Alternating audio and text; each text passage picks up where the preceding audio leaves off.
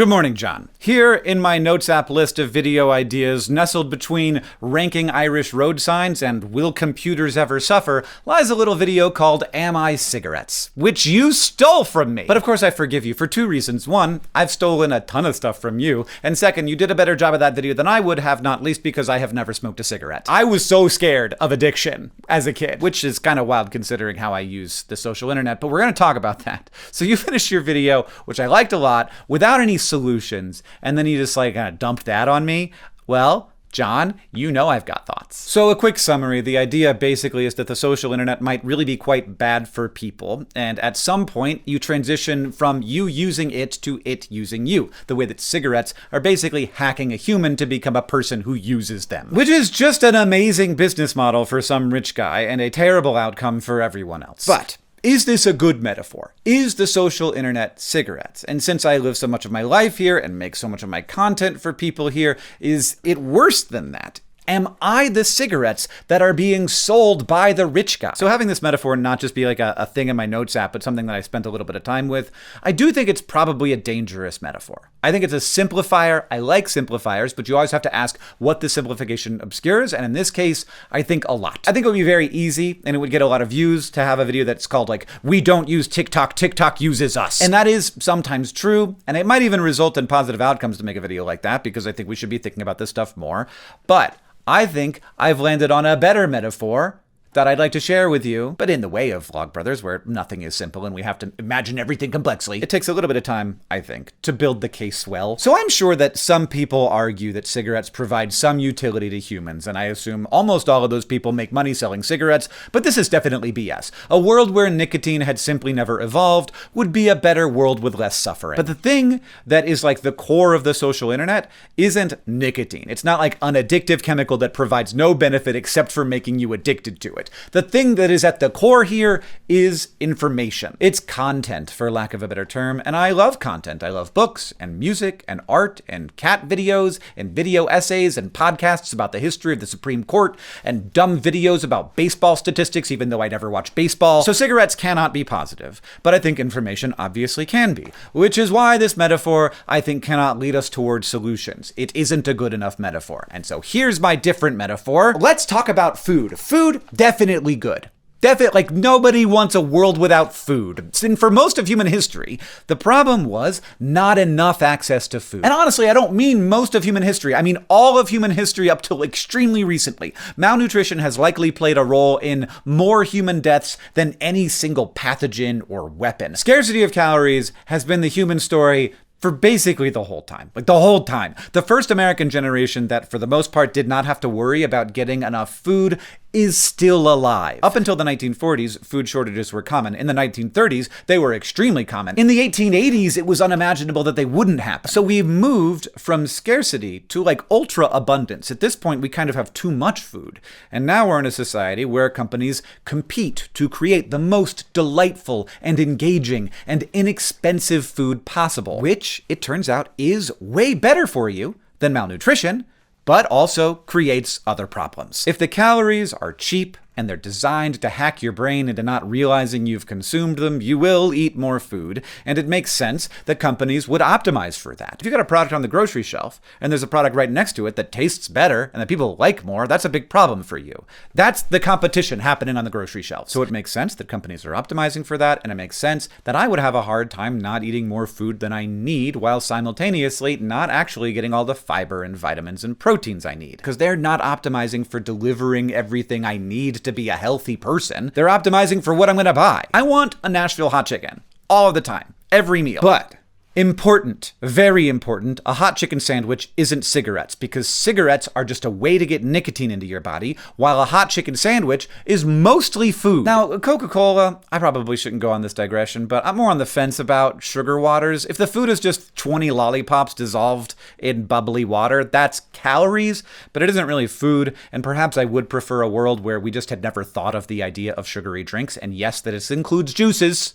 Juice is soda. This is my biggest take. Juice is soda. My point is, there was a time And it was a very long time when we did not have enough food. And now we don't just have an abundance, we kind of have too much, and we have companies competing to make food that is both cheap and super tasty. Hyper palatable, they call it. The result is a lot of people with fairly unhealthy relationships with food and health problems that we've never had to deal with before. And the question has been, how do you solve this? And for a long time, we had the exact wrong idea. We thought that if you gave people information about how many calories were in Doritos, it would make them healthier. If they knew what they were doing, they would do it less. And this is wrong. Nutrition is complex, and no one has any idea how many calories they need to eat or how many calories they eat. Keeping track of that, and I've tried, is like a full-on hobby. Like, it has to be like your first or second priority after work. We know that we did this, and we know that it hasn't worked. I don't think the solution is to deeply understand the chemical and caloric content of a Dorito. I think that everyone who studies this would agree with me. I'm not saying anything revolutionary here. It turns out that the solution is mostly avoiding food that has been designed to be extremely tasty, because when you don't do that, it's very hard to not overeat food. But unsurprisingly, this is difficult, and not just because Doritos and Pop-Tarts taste so good and cost so little. It's hard because having too much food is a very new problem. Like, we are not set up for it. We do not have cultural structures to deal with it. Also, and I know this is a hard thing to internalize, but we don't have as much agency as we would like to think. I really like the elephant rider metaphor, where like our bodies are the elephant and our consciousness is the person like driving the elephant. We all have many situations where we've realized that we would like to go somewhere, but the elephant doesn't want to go that way, and it simply will not. We just can't in that moment stop ourselves from saying the mean thing, from making the bad decision, from finishing the burrito even though you are stuffed full of burrito. But luckily we're cultural, and we build cultural tools when we have to. It just takes a long time. It takes a while for us to get good at worlds that are fundamentally differently shaped than the ones we used to live in. The way that we get better at things when things change isn't entirely clear, but it does seem to happen with food. Part of that is definitely going to be cultural change. Like just having a vibe around ultra-processed foods that feel kind of gross or a little cringe, like something that you would not allow in your home. I was raised on Pop-Tarts. I have not had a Pop-Tart in a long time. I've never stopped wanting Pop-Tarts, but I have not had one in a while. And with food, for people who are already deeply affected, we now have amazing pharmaceutical tools. From what I can see, GLP-1 agonists are basically miracle drugs. Like, I know people will argue with me about that, but it is really great that we have these tools. But I think that the long-term solution will just be a turn away from foods that are engineered to hack our brains, and like a feeling that I don't want to deal with them. Like, I don't want to give them that power over me, and a turn toward foods that are just better for you, that are more food shaped, you know? Now that's not easy. And again, I do think that this isn't just about like hyper palatability being engineered by chemists. I think there's lots of food that's very tasty, that isn't ultra processed, that also has this problem. It's just like too good. And we're humans, we're animals. It is hard to deal with this. But I think that the positive consequences of solving this problem are too large that we won't get there. And I hope that you have followed the metaphor here, because I am now going to open it up for you. For the last millions of years of human ancestral existence, we didn't just live in a world of food scarcity, we lived in a world of information scarcity. You can make the case that the last generation that had to worry about too little information is still alive today, and they are my parents. And now we live in a world of information abundance, almost as if there's too much information, and definitely the people who package up information to sell it to you are competing with each other to make that information more hyper-palatable. And in many cases, the process that makes the information hyper-palatable also makes it worse for you. It makes it easy to only consume information that you like, information that hacks your brain into consuming more of it, information that doesn't contain the vitamins and the fiber and the protein that your brain needs to have a functional, useful model of the world that helps you thrive in your environment. There's lots of like empty calories, which I think are mostly fine. Like, I love myself a video of a guy getting hit in the nuts just after he got hit in the nuts. But there's also stuff that's definitely actively harmful, the trans fats and sugary beverages of the information world, the outrage bait, the conspiracy theories that alienate you from your communities. And just like with the nutrition labels situation, I think it's very easy to think the solution to this problem is, oh, we just need to educate people on what's good and bad and they'll make better decisions. And I think that's wrong. I think that it's a good part of it, but on its own, you will never get someone to fact check a fact that they agree with.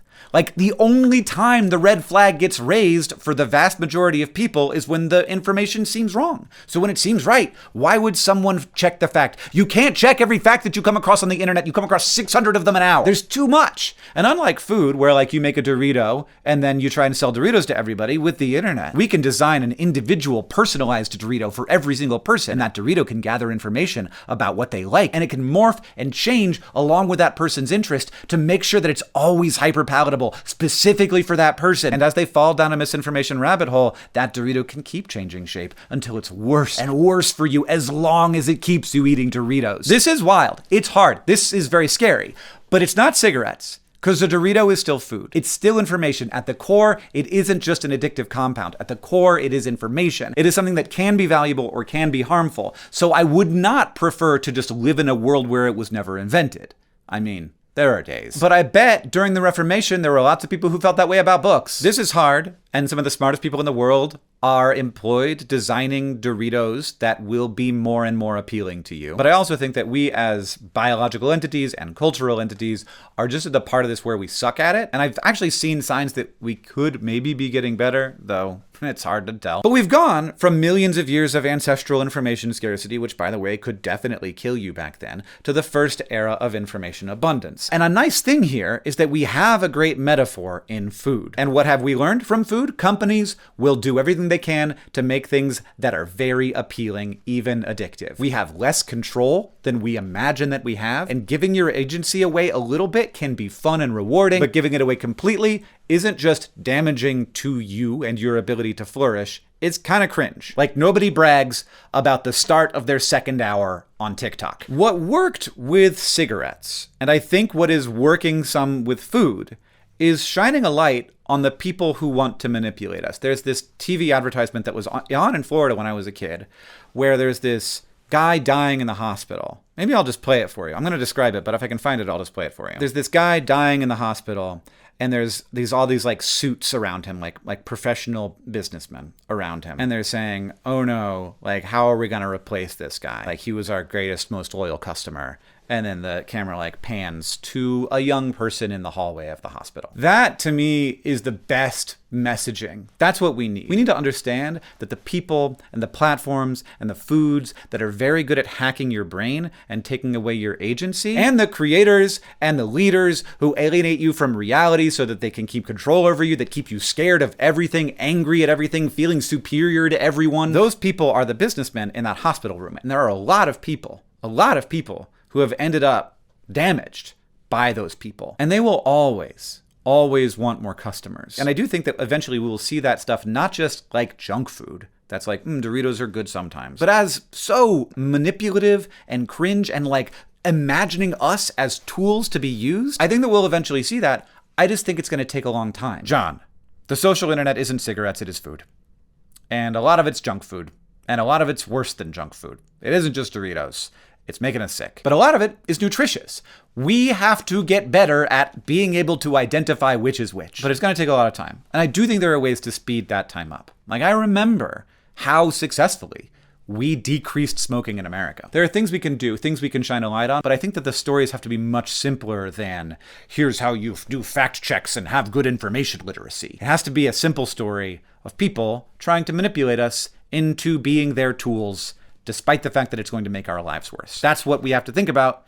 Simple stories. And this was not a good video for simple stories, I'll say. That's not really my area of expertise all the time. There's definitely a TLDR version of this video that's more effective. And I leave that up to everyone else. John, I'll see you on Tuesday. Also, completely unrelated, the Awesome Socks Club warehouse has too many socks in it right now. We always buy a few extra, and then we have too many. And we solve this problem in a bunch of different ways. One, we give them away to charity. We've given away over 50,000 socks. I mean, 100,000 if you count both of them. But we also sell them as mystery socks. You could choose the size, but you don't know the cut or the design you're gonna get, and we'll send you a bunch of them. Your feet need socks. You're gonna have to buy them anyway. You might as well buy them from a place where all the profit gets donated to charity. We're selling these at a pretty substantial discount. I was planning on uploading a different video today, and the coupon code is look at this graph, which would make sense if it were that video. But John, then you made me make this video, basically. So instead, the coupon code is the same. So look at this graph, coupon code, you'll save an extra $5 off the already steeply discounted mystery socks, and there's a link in the description.